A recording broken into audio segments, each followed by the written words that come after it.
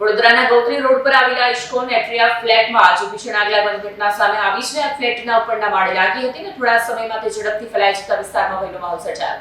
માહિતી મુજબ આગ લાગતા જ રહેવાસીઓમાં હડકંપ મચી ગયો હતો અને લોકો પોતાના જીવ બચાવવા માટે ઝડપથી બહાર દોડી આવ્યા હતા। ઘટનાની જાણ થતાં જ ફાયર વિભાગ તાત્કાલિક ઘટના સ્થળે દોડી આવ્યું હતું અને ફાયર વિભાગે ઘટનાની ગંભીરતાને ધ્યાનમાં રાખીને મેજર કોલ જાહેર કર્યો હતો। 10થી વધુ ફાયર ટેન્કરો સ્થળ ઉપર પહોંચી આગ પર કાબૂ મેળવવાનો પ્રયત્ન કરી રહ્યા છે। ફાયર વિભાગ દ્વારા બચાવ કામગીરી યુદ્ધના ધોરણે શરૂ કરવામાં આવી છે અને અત્યાર સુધી કોઈ જાનહાનિ નોંધાઈ નથી, પરંતુ ઓફિસ તથા મિલકતમાં મોટા પ્રમાણમાં નુકસાન થયાનું પ્રાથમિક અનુમાન છે। ફાયર અધિકારીઓના જણાવ્યા મુજબ હાલમાં આગ લગભગ 60 થી 70% કાબૂમાં આવી ગઈ છે। તેમ છતાં આગ સંપૂર્ણપણે ઓલવવાની કામગીરી ચાલુ છે।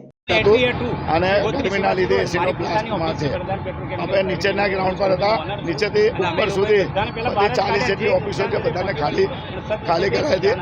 અમે બરાડા મારીને અવાજ બી અમારો બંધ થઈ ગયો, પણ ભગવાનની સદનસીબે કોઈ પણ જગ્યાએ કોઈની જાનહાનિ નહીં।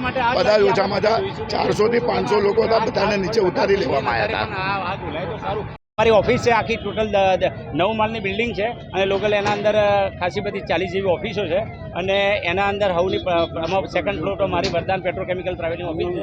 હું એમડી છું કંપનીનો અને અમે પણ ફૂલ સ્ટાફ સાથે જ બેઠેલા, પણ જ્યારે એક સ્ટાફે કીધું કે સાહેબ ઉપરથી સ્પાર્ક દેખાય છે, ત્યારે અમે સૌથી પહેલાં બધાને બહાર કાઢવા જ લાગી લેતા, પછી આપણે આમાં આગળ જઈએ।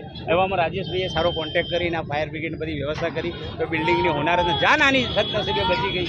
એ આપણા માટે આગનું કારણ 6થા માળ પર કોઈ જોવા નથી ગયું। બ્યુરો રિપોર્ટ, સત્તા ટીવી ન્યૂઝ, વડોદરા।